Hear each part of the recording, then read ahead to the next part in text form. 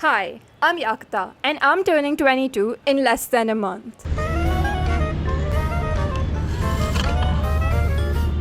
Normal people set New Year's resolutions, decide to revamp their life, personalities, and habits at the start of the year and basically follow through until the next December. But I do things a little differently. I usually get this hit right around April, May, exactly a month before my birthday to suddenly revamp my life and go back and see how the past year has been. So that's exactly what I started doing at the start of this month. What better way to romanticize life than read some romance novels? So that's exactly what we're doing in today's video. I decided to go up on my bookstagram and check some of the most common books that people were reading under the genre of romance novels. And honestly, I'm not disappointed. So let me give you a run through of the 5 novels that I decided to read in the past few months to romanticize my life and live in this delusional world that basically takes me away from all the stress that this current capitalistic world has to offer. Honestly, let's just start. So to start off with, the first book that I read in my expedition of reading romance novels was the book Ugly Love. Ugly Love is the first Colleen Hoover book that I read, and I'm really glad I jumped into this coho space.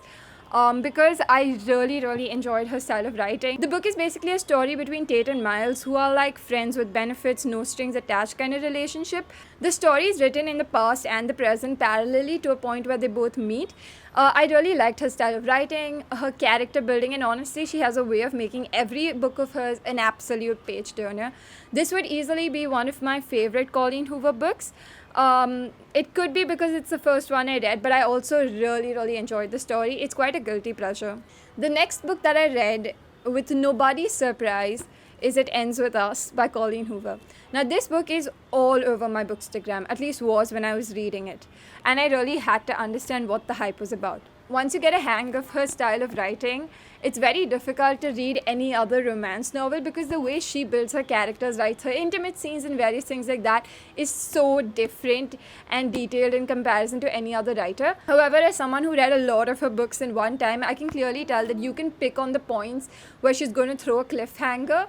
And I think once you get used to it, you know that page 170 is around her cliffhanger time. But I still really enjoy her books nonetheless. However, It Ends With Us is basically a story between Atlas, Ryle, and Lily. It's sort of a love triangle. It touches upon a lot of topics like domestic violence and various things like that. Colleen has a way of basically breaking your heart and then putting it back together in the last 10 pages. And it's just very impressive. The next book that I read was They Both Die at the End by Adam Silvera. I would not classify this book as an absolute romance novel. But it does touch upon a little love story. Without giving too much away, it's a story about Matteo and Rufus, who are basically 2 boys who find out that they are going to die in the span of 24 hours. So there's something called death cards that basically gives you these warnings when your end day is.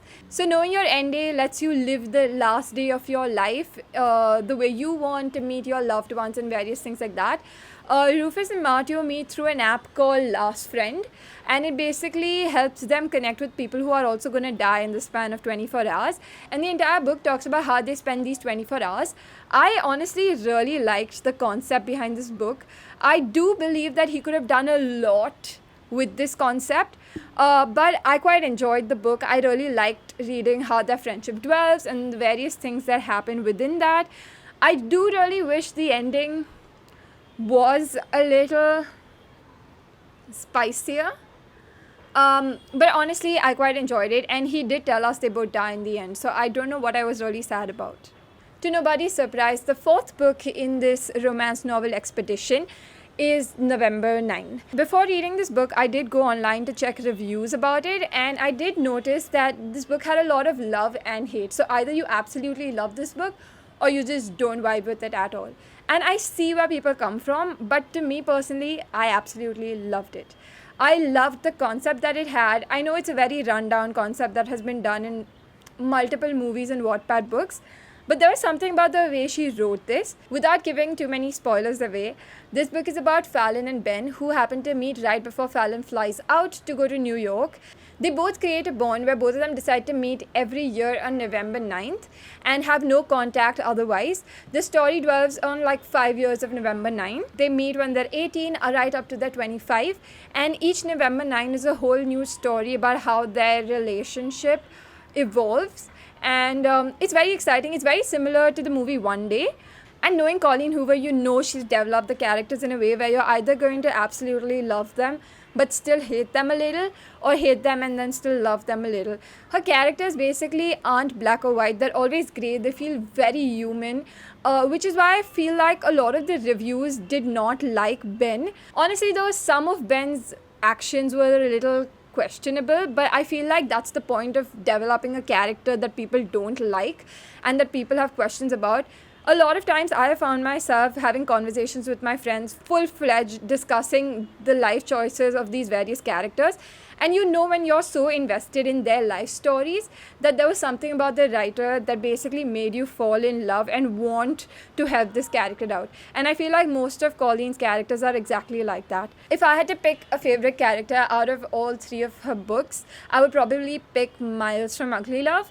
But I also feel like he was less problematic, and hence I do know popular opinion would say Atlas, but no. I visualize Atlas to be the guy from Ratatouille, but a lot of my friends assumed he would be the guy from Emily in Paris, the chef. I don't know, I just see Atlas as a Ratatouille boy, and it's stuck in my head ever since. The last book that I read under the romance genre was The Love Hypothesis. Now, this book is another book that was all over Bookstagram. And I'm not even exaggerating, it's been everywhere. Most of the reviews that I read hit a 5 stars for this, and that's exactly why I wanted to read it. Now, the book has a sticker called The TikTok Sensation, which kind of put a lot of people off because people think TikTok is not cool. But either way, I still wanted to get this book to see what the hype was about. I have a few opinions about this. The hot takes. I love Adam from the book. He's probably one of the most ideal guys from any of the books I've read. Absolutely perfect, too good to be true. And I think somewhere down the line that is the problem. He was just too perfect. He was very nice. Everything he did was what you'd want from a guy, all that kind of stuff. But that's what made the book too good to be true. The book Love Hypothesis is basically a story between Olive and Adam, who happen to be academic researchers and PhD grads.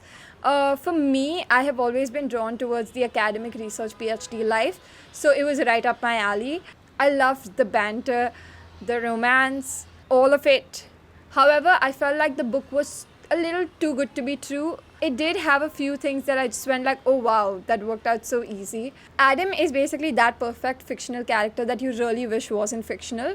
I really like the fact that it was set in an academic setting. But yeah, I did expect a little more of it to live up to the hype, but nonetheless, it is still my favorite. Please don't come at me. Thank you. I feel like this has only hyped up my expectations. Someone who hadn't read romance novels in the past 6 years, this was quite an experience. However, I really enjoyed it, and I can't wait to jump into reading more kinds of books. I have only read non-fiction books in the past 8 months, so jumping to a whole bunch of fiction was great fun. If you guys have any more recommendations for romance novels, please drop them to me. I think I have jumped into the rabbit hole, and now I shall not be coming out for the next few weeks. Thank you very much, and I will see you next week. Bye-bye.